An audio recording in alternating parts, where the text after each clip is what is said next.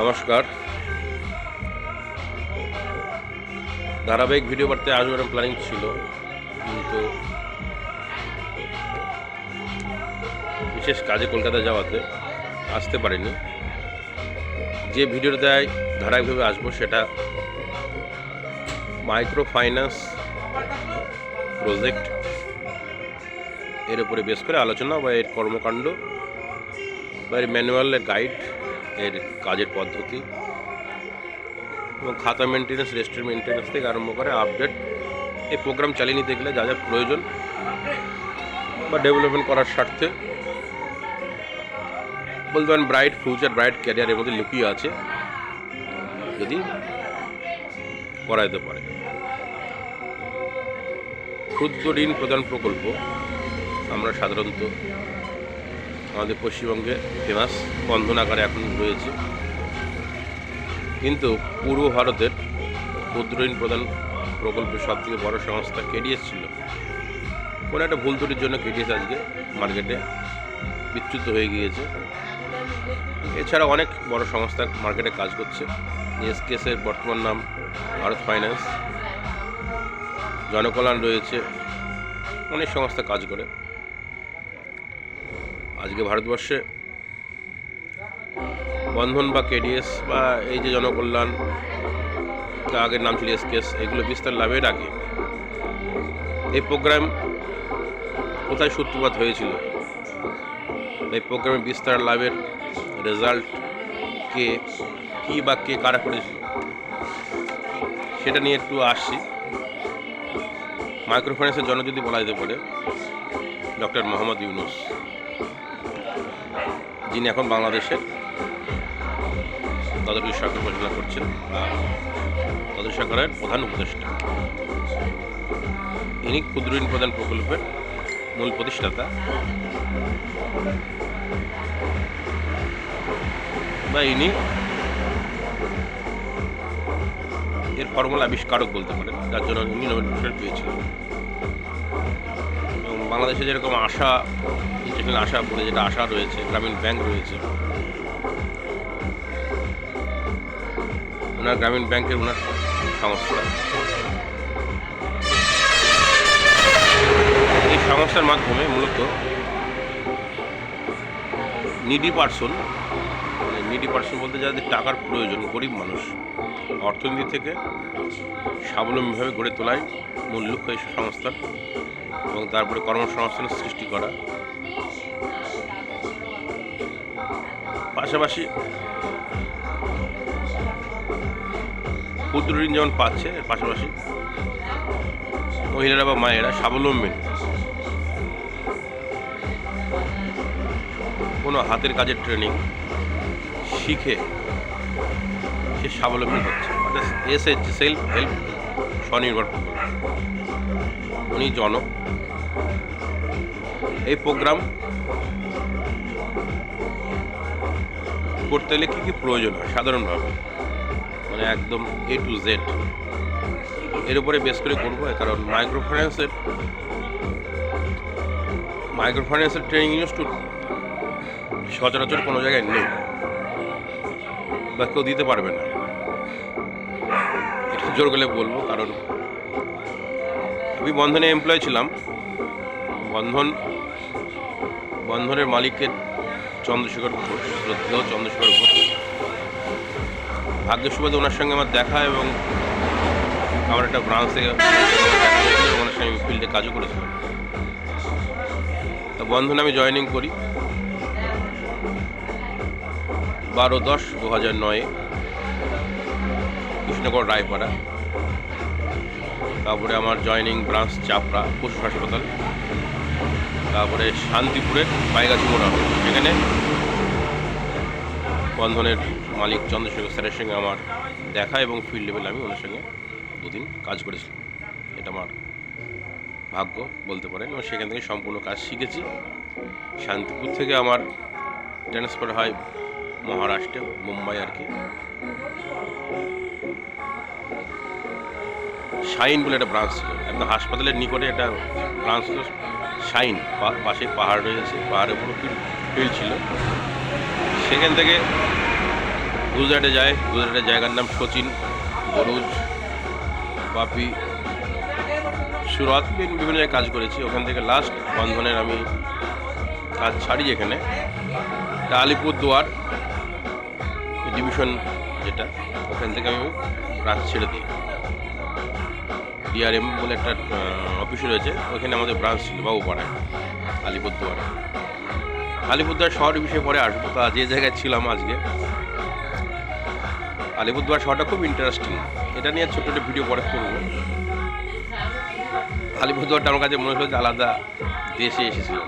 বলে নি সামান্য, মানে সমস্ত Nepal, Bhutan, Indian type mixture চলে। খুব সুস্বাদু ফাস্টফুড পাওয়া যায়।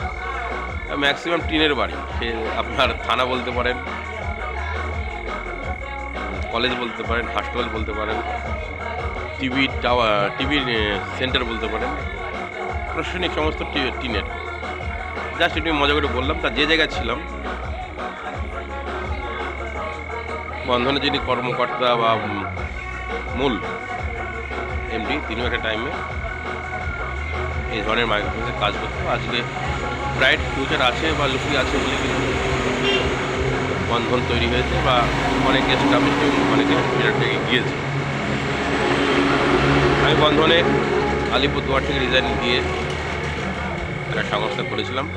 আমি দীর্ঘ 15 বছর প্রোগ্রাম করেছি। সেক্ষেত্রে আজকে সেখান থেকে সরে এসেছি, একটা ইনস্টিটিউট খুলেছি এই শিক্ষাটাকে কালচার করার জন্য এবং পাশাপাশি কাউকে হেল্প করার জন্য। যদি কেউ মনে করেন যে এই ধরনের একটা ক্ষুদ্র ঋণ প্রদান প্রকল্প করবেন এবং নিজের ফিউচারটাকে আরও ব্রাইট ফিউচার যেটা, সেটা খুব দ্রুত করা যায়। কারণ প্রত্যেক পুরুষের, এবং পুরুষ বলবো না, প্রত্যেকেরই উদ্দেশ্য রয়েছে লাইফ নিজে দাঁড়ানো বা নিজের এস্টাবলিশ করা বা আর্নিং পার্টটাকে বাড়ানো, আর্নিং ক্যাপাসিটিকে বাড়ানো। সেটা সাধারণত টুকিটাকি তবে সম্ভব হয় না কোনো ক্ষেত্রে। আর এখন একটা আর্নিংয়ে ওপর নির্ভর করে একটা মজুত সংসার চালানো খুবই টাফ ব্যাপার। বর্তমানে মডেলাইজভাবে খাবার থেকে আদার্স মডেলাইজডভাবে চলতে গেলে যেগুলো খরচ, মানে পেট্রোল অ্যালাউন্স, বাইক অ্যালাউন্স থাকছেই, electric cable, mobile, LIC, birthday, phuchka খাওয়া থেকে এন্টারটেনমেন্ট থেকে আরম্ভ করে, ঘুরতে যাওয়া থেকে আরম্ভ করে, পোশাক পরিচ্ছদ থেকে আরম্ভ করে, পুজো পার্বণ, চাঁদা ভাজা, এই যে ভ্যারাইটিস, কত অপশন, মেলা খেলা, খাওয়া খরচ সীমাবদ্ধ। মানুষের খাবার খরচ অনেক কম হয়ে গেছে, কিন্তু অপচয়টা বেড়ে গিয়েছে এবং পাশাপাশি আনুষঙ্গিক খরচ প্রচুর মানুষের। সেক্ষেত্রে প্রত্যেক ক্রিয়ার টার্গেট থাকে চাকরি। সাধারণত বাঙালি হিসেবে আমাদের টার্গেট চাকরি।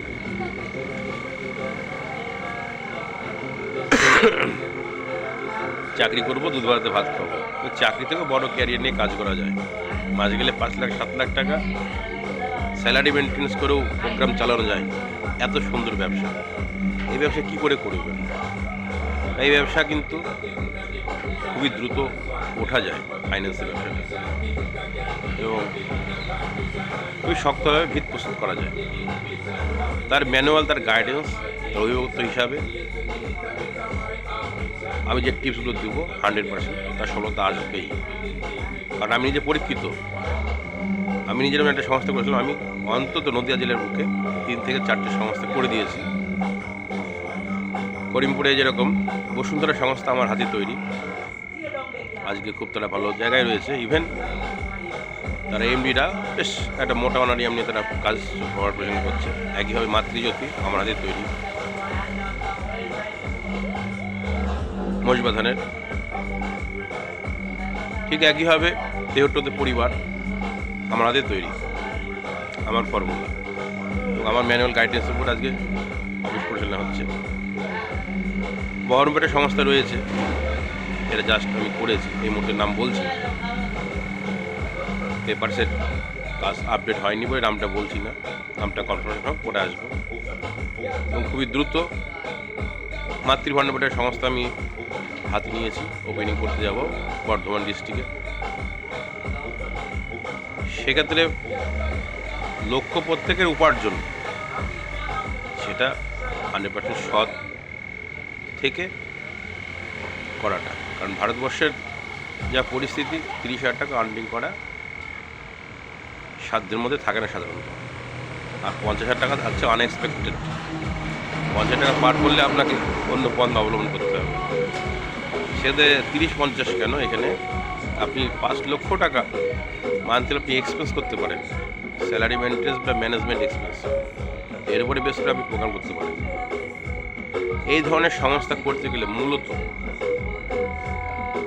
কী করতে হবে আর কি, প্রথমে রেজিস্ট্রেশন আকারে আসি। রেজিস্ট্রেশন যেরকম কমিটি গঠন, যেটা আপনারা মিনিমাম 2 জন, ম্যাক্সিমাম 7 জন 5 জন মিলে এই ধরনের সংস্থা ওপেনিং করা যেতে পারে।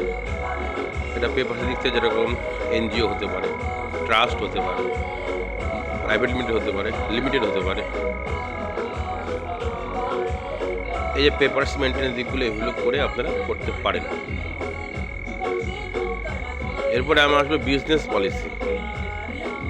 পলিসি। কী করবেন এবং কোনভাবে আপনি এগোবেন।